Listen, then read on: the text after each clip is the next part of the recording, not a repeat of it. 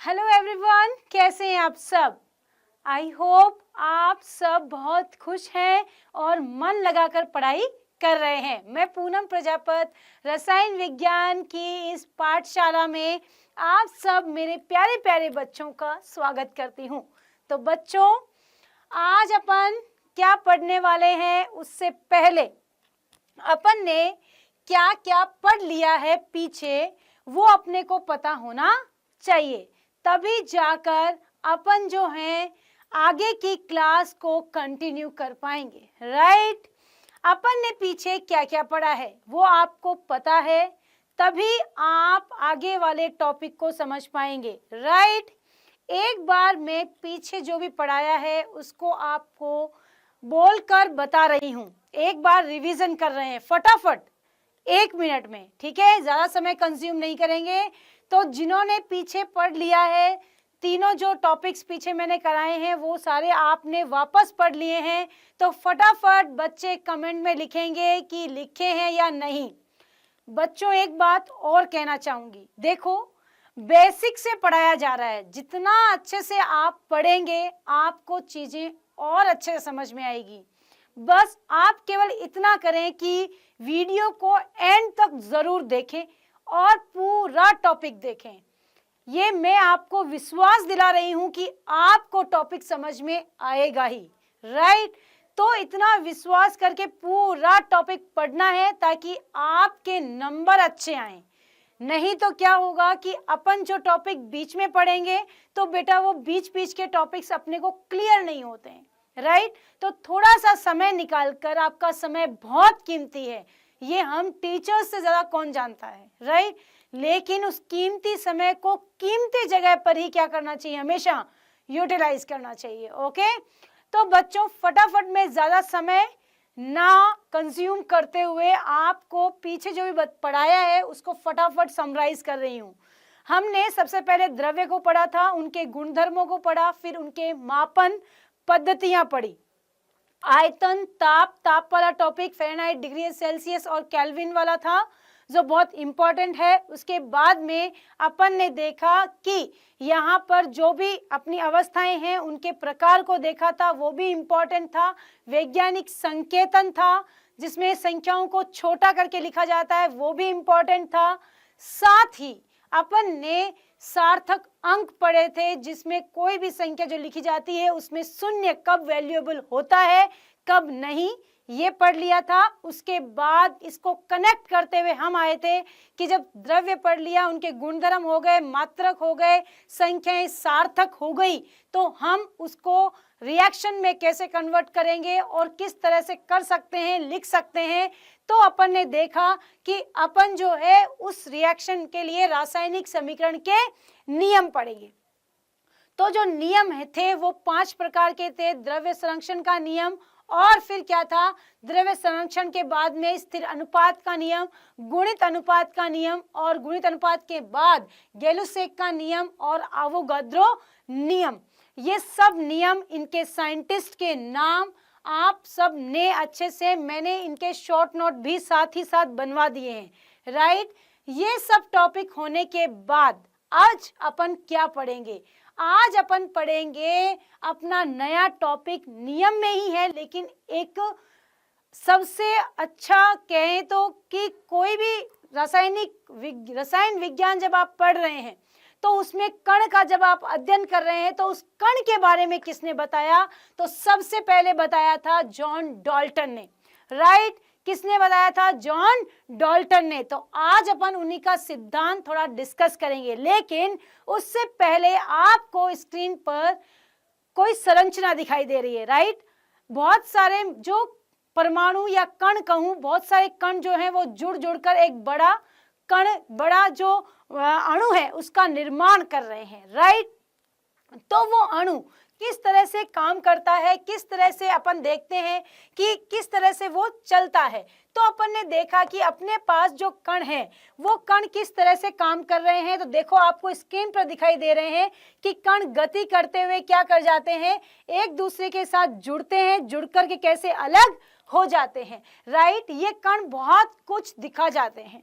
Right, बहुत कुछ समझा रहे हैं, लेकिन ये बताया किस तरह से, किसने समझाया? तो ये कण के बारे में अपन जो आज पढ़ने वाले हैं बहुत इंपॉर्टेंट टॉपिक है। और ये 3 नंबर का क्वेश्चन, कितने नंबर का? 3 मार्क्स का क्वेश्चन जो है पूरा ऐसे के ऐसे ही आता है। क्वेश्चन जो आता है वो किस प्रकार का आता है वो मैं इस वीडियो के लास्ट में आपको बताकर जाऊंगी, इसलिए एंड तक वीडियो को जरूर देखना है, अंत तक जुड़े रहना है। राइट, बात समझ में आ गई होगी। तो अपन चलते हैं आगे। अब अपन देखेंगे कि अपन अपना नियम, सबसे पहले अपन क्या पढ़ने वाले हैं? सबसे पहले अपन पढ़ने वाले हैं जॉन डाल्टन का परमाणुवाद सिद्धांत। राइट, परमाणुवाद सिद्धांत। सबसे पहले परमाणु के बारे में, कण के बारे में जिस वैज्ञानिक ने बताया, वो वैज्ञानिक कौन था?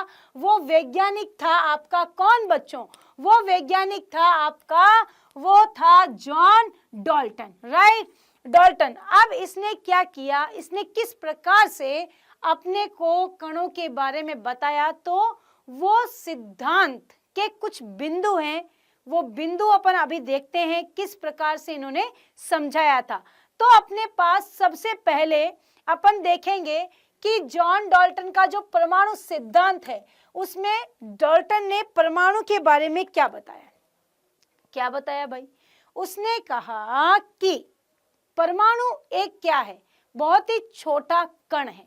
राइट, जो विभाजित नहीं किया जा सकता। तो सबसे पहले क्या बताया उन्होंने?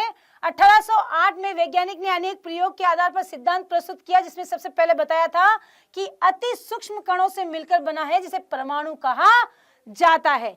किसे कहा जाता है? परमाणु। छोटे से कण को जिसे और अधिक विभाजित नहीं किया जा सकता है। और एक तत्व के सभी परमाणु आकार, आकृति, द्रव्यमान आदि गुणों में समान होते हैं, जबकि भिन्न भिन्न तत्वों के परमाणु इन गुणों में भिन्न भिन्न। ध्यान दे, जैसे अपन ने कार्बन लिया तो कार्बन में सभी परमाणु या कण कार्बन के ही होंगे। वहीं दूसरी तरफ मैं बात करूं तो ऑक्सीजन की, नाइट्रोजन की, सोडियम की, तो ये परमाणु जिसके अंदर जो कण है वो कण हमेशा एक ही प्रकार के रहेंगे बच्चों, वो कभी बदलते नहीं है। तो उनके गुण भी समान रहेंगे, लेकिन कार्बन सोडियम का आप यदि तुलना करते हैं तो वो क्या हो जाता है? वो तुलना करने पर ऐसा है कि वहां पर अपन देखते हैं कि वहां पर उनके गुण, आकार, आकृतियां सब क्या हो जाती है? बदल जाती है। राइट, बात समझ में आ गई होगी। तो अब चलते हैं आगे। अगला पॉइंट कहता है कि परमाणु को ना तो नष्ट किया जा सकता है और ना ही उत्पन्न किया। सही बात है। अपन कभी कार्बन को ऐसा है क्या पूरा नष्ट कर दें तो नया कार्बन थोड़ी उत्पन्न? नहीं, ऐसा नहीं है। वो नष्ट नहीं होगा, केवल एक रूप से दूसरे रूप में बदला जाता है। देखो बच्चों, अभी अगर क्लास में आप इस तरह से जुड़े रहेंगे तो आपको क्लास, लाइव क्लास में ही आपको सब कुछ समझ में आ जाएगा। राइट, चलो भाई अगला देखो। अगला कह रहा है कि एक से अधिक तत्वों के परमाणु निश्चित अनुपात में संयोजित होकर बनाते हैं क्या? यौगिक या अणु। बच्चों ध्यान दो, क्या कहना चाह रहा है कि अगर आपने तत्व से यौगिक बनाया है, जैसे CH4 है, राइट, H2O है, H2SO4 है, तो इनके अंदर जो परमाणु या तत्व मौजूद है उनका अनुपात निश्चित है, बदलता नहीं है। ये आपने कहां पर पढ़ लिया है? ये आपने पढ़ लिया है कहां पर मेरे प्यारे बच्चों? ये आपने पढ़ लिया है स्थिर अनुपात के नियम पर। सही बात है, बात समझ में आ गई होगी। अब आगे चलते हैं। अगला पॉइंट है आपका क्या? अगला है दो तत्वों के परमाणु गुणों में एक दूसरे से भिन्न भिन्न होते हैं, उनके परमाणु भार, आकार भी भिन्न भिन्न होते हैं। सही बात है, इसमें कोई जानना या फिर नहीं जानने वाली बात नहीं है। सबको पता है कि परमाणु समान तो गुण समान, भिन्न तो सब भिन्न। तो ये बात तो क्लियर हो गई। सिद्धांत के कुछ बिंदु हैं 5, जो पांचों बिंदु अभी फटाफट रिवाइज कर लेते हैं। क्या है? पहला कहता है कि कण जो है वो सूक्ष्म कण है। डाल्टन ने कहा कि पदार्थ के कण छोटे हैं, वो कण ही क्या है? परमाणु है। दूसरा पॉइंट क्या कहता है? दूसरा कहता है कि जो भी कण है अगर तत्व में समान कण है, परमाणु समान कणों से मिलकर बना है, तो उनके गुण आकृति सब समान और भिन्न भिन्न तत्वों के गुण आकृति आकार सब भिन्न भिन्न होते हैं। राइट। तीसरा पॉइंट कहते हैं कि परमाणु को ना तो नष्ट किया जा सकता है ना ही उत्पन्न किया। राइट। हम लोग कभी भी किसी भी परमाणु या तत्व को कभी भी नष्ट नहीं कर सकते हैं, एक रूप से दूसरे रूप में बदलते ही हैं। 3 पॉइंट क्लियर। चौथा पॉइंट क्या कह रहा है? तत्वों के परमाणु निश्चित अनुपात में क्या होते हैं? संयोजित होते हैं, हमेशा उनका अनुपात कभी नहीं बदलता है। 5वां पॉइंट ये कह रहे हैं कि भिन्न भिन्न तत्व परमाणु गुणों में एक दूसरे से भिन्न होते हैं, उनके परमाणु भार आकार भी भिन्न। इट्स द नेचुरल थिंग, अगर अपन सोच रहे हैं। बात समझ में आ गई होगी। ये बातें कुछ ऐसी जो जनरल है, ज्यादा कुछ नहीं है इसमें, आपको बात बिल्कुल क्लियरली समझ में आ गई है। राइट बच्चों, अब अपन देखते हैं अपन ने क्या पढ़ लिया। अपन ने पढ़ लिया डाल्टन के परमाणुवाद के सिद्धांत। राइट, सिद्धांत के कुछ बिंदु। अब इसके बाद सिद्धांत के बाद नियम। अब नियम क्या कहता है?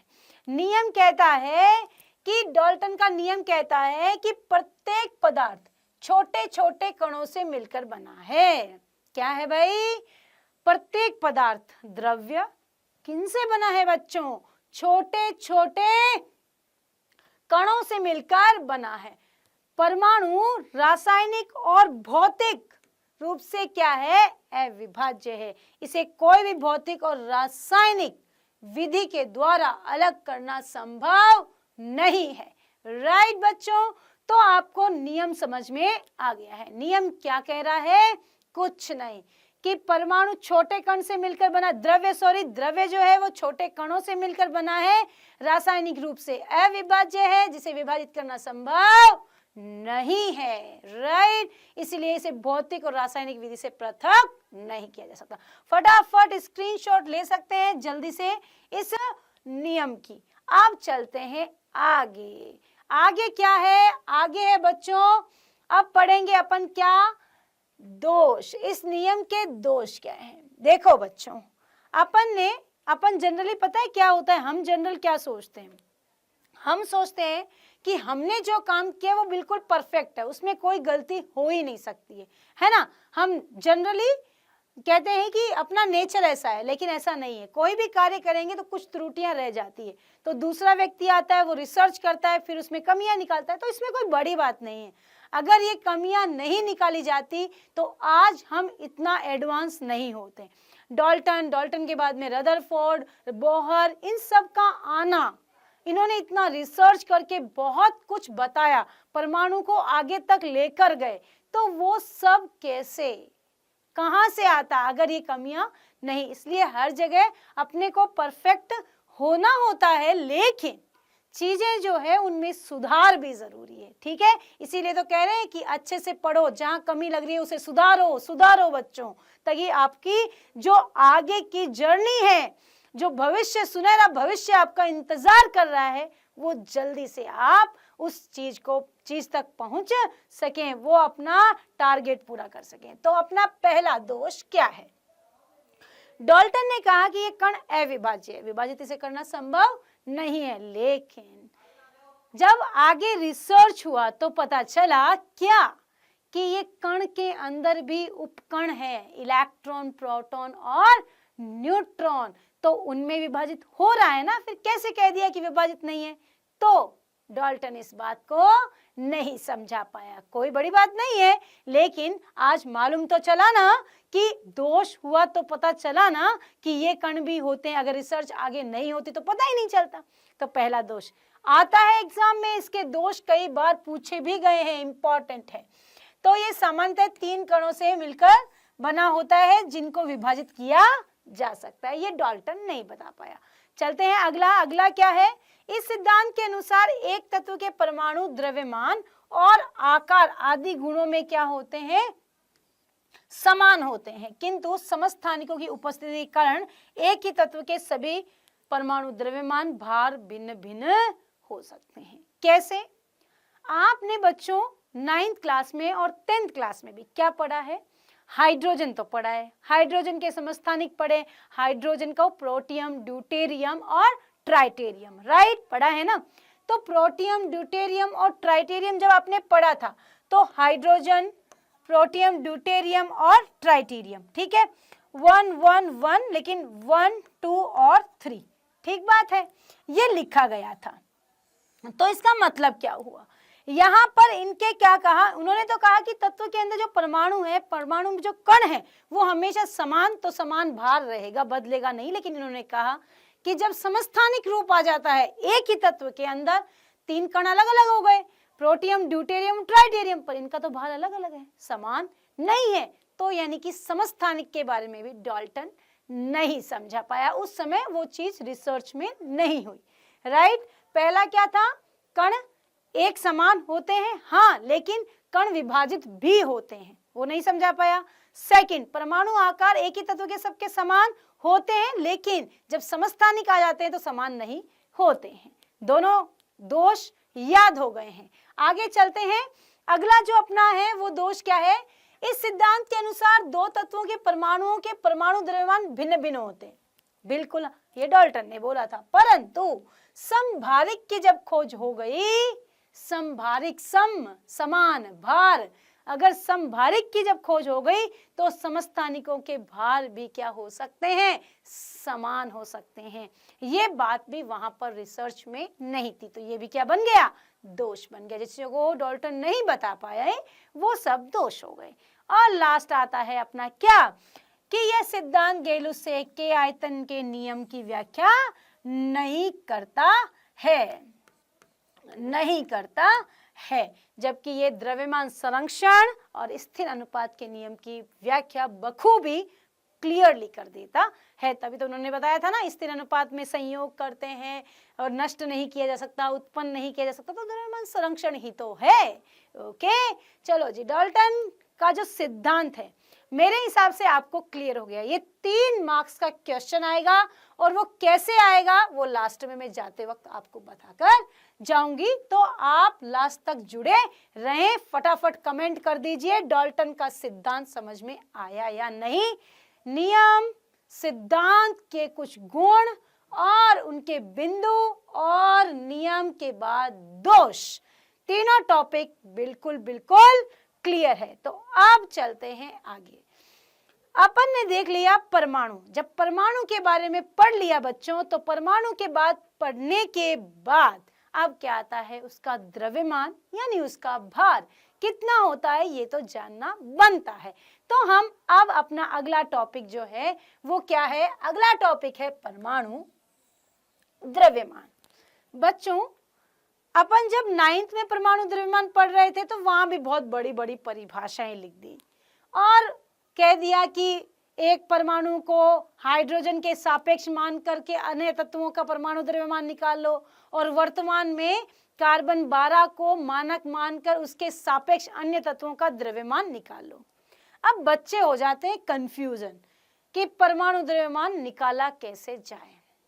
कुछ नहीं, बिल्कुल टेंशन नहीं लेना है। परमाणु द्रव्यमान मतलब क्या, देखो, कोई भी परमाणु सबसे छोटा होता है, इतना छोटा कि उसका द्रव्यमान मापन करना बड़ा मुश्किल है, ठीक है, उस कण का। तो कोई भी परिभाषा में बोले तो एक लाइन में बताओ सिंपली, परमाणु द्रव्यमान क्या, किसी भी परमाणु के द्रव्यमान को ज्ञात करना ही परमाणु द्रव्यमान है। एक कण का द्रव्यमान, राइट, वो द्रव्यमान है, और उसकी जो इकाई है वो क्या होती है, यूनिफाइड एटॉमिक मास, जिसे U से रिप्रेजेंट किया जाता है। ठीक है, ये तो समझ में आ गया। अब हमें कैसे पता चले, बच्चों एग्जाम में परमाणु द्रव्यमान निकालना क्लियरली नहीं आता है, औसत परमाणु द्रव्यमान जरूर आ सकता है।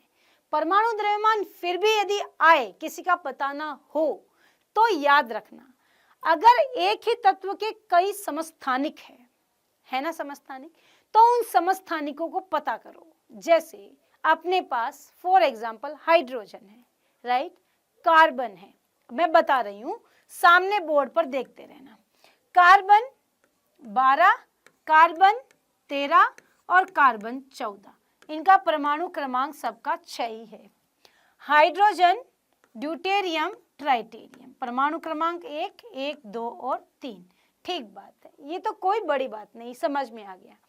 तो इनका परमाणु द्रव्यमान कार्बन 6 का 12, इसका 13 और इसका 14। ठीक है बच्चों, जब आप द्रव्यमान निकाल रहे हैं तो मैक्सिमम तत्वों के द्रव्यमान जो होते हैं, तत्वों के, मैं ध्यान से सुनना मैं जो बोल रही हूं, तत्वों के जो द्रव्यमान होते हैं वो लगभग परमाणु क्रमांक के दुगुने हैं।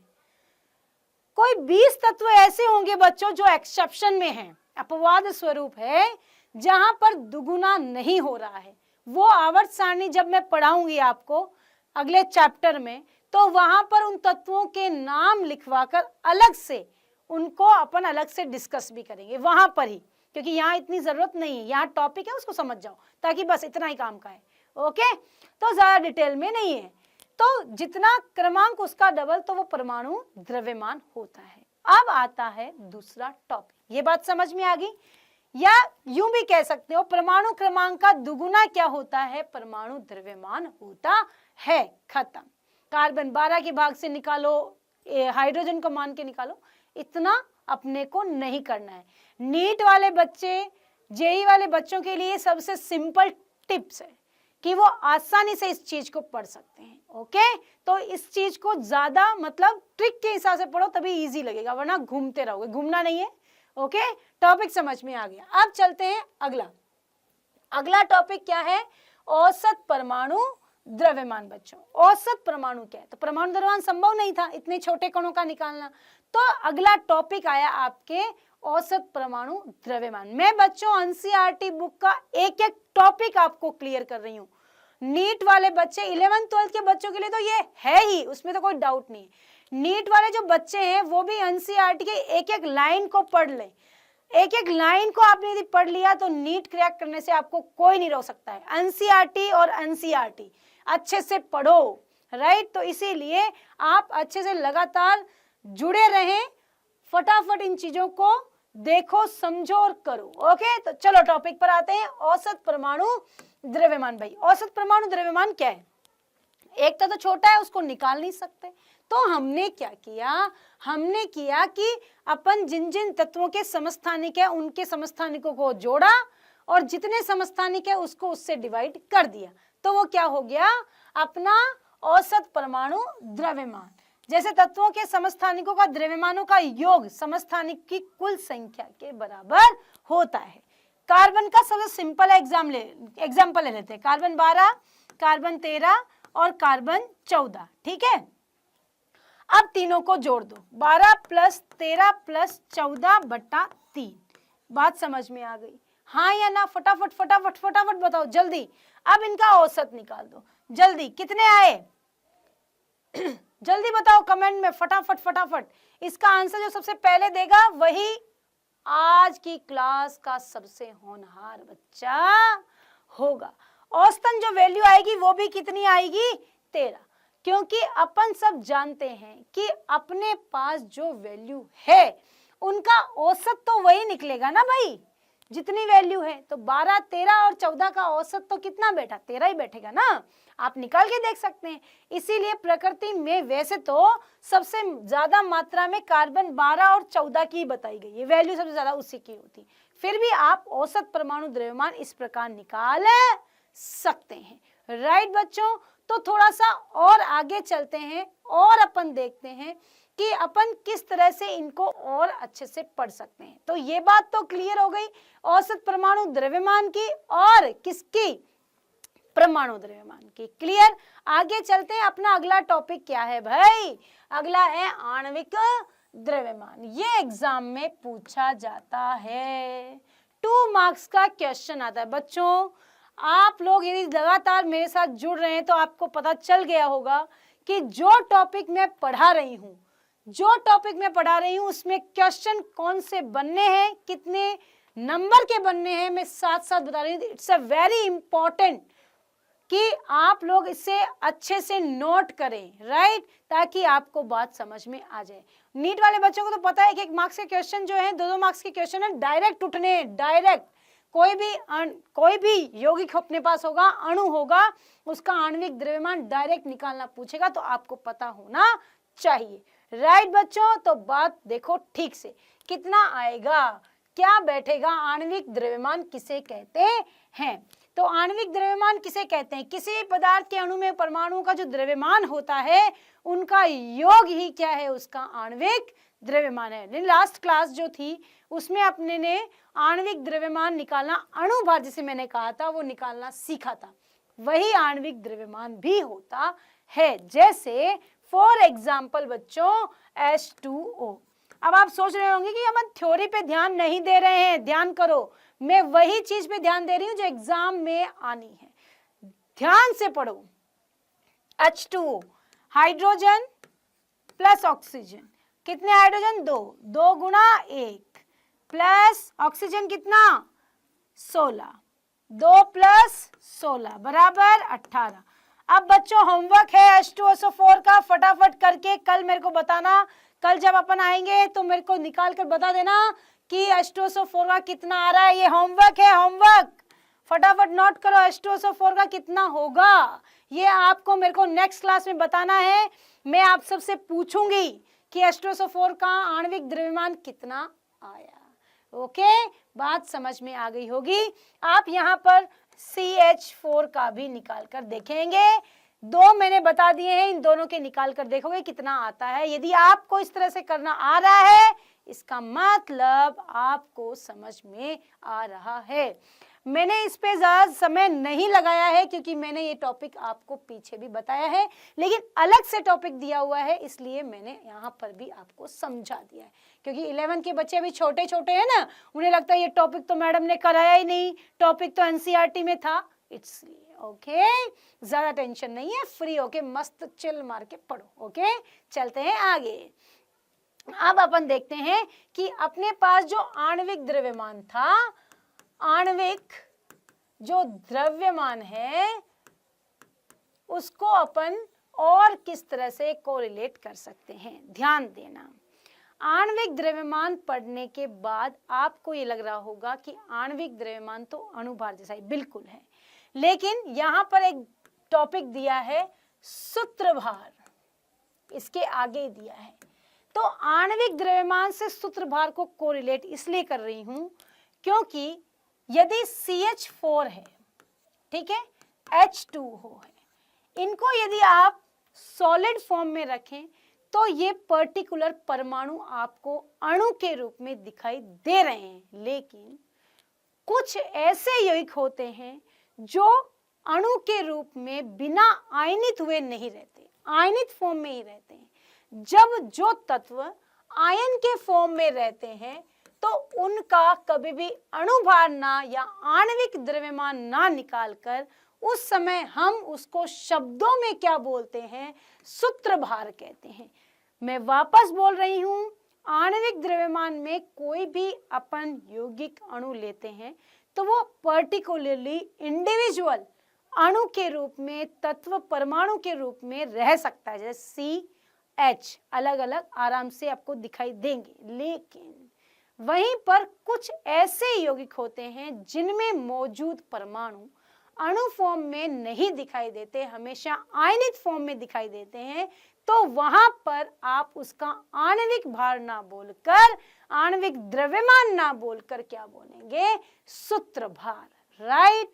तो यहाँ पर निकालने का मेथड सेम है लेकिन थोड़ा सा चेंज है, इसलिए मैं कह रही हूं क्या, तो यहाँ पर अपन जब आयनिक फॉर्म में बात करेंगे तो सूत्रभार बोलेंगे। तो सोडियम के लिए अपन लेते हैं 23 और क्लोरीन के लिए अपन क्या लेते हैं? 35.5। बात समझ में आ गई होगी। तो इस प्रकार अपन क्या कर सकते हैं? सूत्रभार की भी डेफिनेशन अपन निकाल सकते हैं। और सूत्रभार केवल नाम अलग दिया गया, क्यों दिया गया उसका रीजन मैंने आपको बता दिया है। एग्जाम में परिभाषा नहीं आती, केवल पूछा जाता है कि सूत्रभार कैसे। सूत्रभार जब क्या होता है, कोई भी यौगिक जिसमें उसमें उपस्थित परमाणु क्या नहीं रह सकते हैं, अणु फॉर्म में मौजूद नहीं होते हैं, हमेशा आयनिक फॉर्म में होते हैं, तो उसका आणविक द्रव्यमान ना निकालकर सूत्रभार निकाला जाता है। तो बच्चों आज जो टॉपिक आपने पढ़ा है शायद आपको अच्छे से समझ में आ गया होगा। आप बहुत अच्छे से उसको कोरिलेट कर लिए हैं, पीछे का मैंने सब रिवीजन भी करा दिया है। तो आई होप आपको ये चीज़ें समझ में आ गई है। इसका भी एक शॉर्ट नोट आप अच्छे से लिखेंगे। लास्ट में सबसे इम्पॉर्टेंट बात कि क्वेश्चन कैसे आएगा, डाल्टन का सिद्धांत, उसका नियम और दोष की व्याख्या कीजिए। ये 11th वाले जो एकेडमिकली पढ़ रहे हैं उनके लिए क्वेश्चन 3 मार्क्स का डायरेक्ट आता है, बड़ा क्वेश्चन। और जो बच्चे नीट और जेई वाले हैं उनके लिए क्वेश्चन उसकी लाइन से, टॉपिक से प्रश्न उठ जाता है कि ये किसने दिया, परमाणु जो परमाणु के जो कण हैं वो उप परमाणविक कणों में कैसे टूटते हैं, वो कणों के नाम कौन कौन से होते हैं, यहाँ से क्वेश्चन आ जाता है। तो बच्चों ये था आपका आज की क्लास। आपको अच्छा लगा तो लाइक, शेयर और सब्सक्राइब जरूर करें चैनल को।